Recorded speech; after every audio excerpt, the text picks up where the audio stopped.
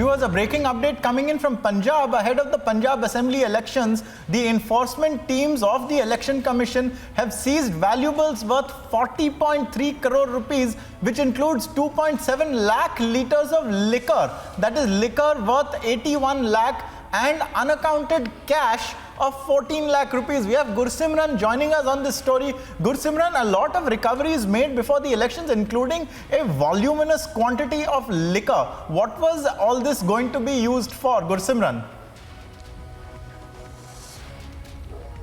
It was certainly to be used to lure voters to vote in favor of a particular party, but the enforcement teams of the Election Commission, they have seized these valuables of worth rupees 40.31 crores, out of which is almost 2.74 lakh litres of liquor worth rupees 83 lakhs.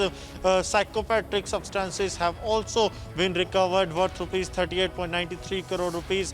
14 lakh unaccounted cash has been recovered. Apart from that, 20 weapons, unlicensed weapon too, has been seized by the enforcement teams of the Election Commission. Apart from these, preventive action too has been initiated on over 800 people in Punjab, and more than 2,000 non-bailable warrants have been executed. And this this action of the Election Commission will continue. But the recoveries, the seizure that has been made by the Election Commission, this shows that how much of money is being pumped into the election by various candidates, various political parties, though the Election Commission has made it amply clear that their drive against those who are trying to win election, to lure voters by money, by drugs, by liquor, or on the gunpoint, that won't be tolerated, and the action of the Election Commission will continue in Punjab and other poll-bound states. Ankit.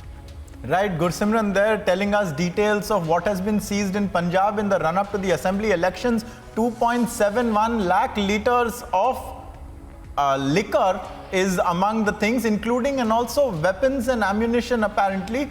This is the full list we'll be putting up on republicworld.com of all the seizures. This occasionally happens before elections, but of course it draws a lot of attention when it is a poll-bound state like Punjab, which is next to the border with Pakistan. I thank Gursimran for joining us. We'll be keeping a track of this story very closely.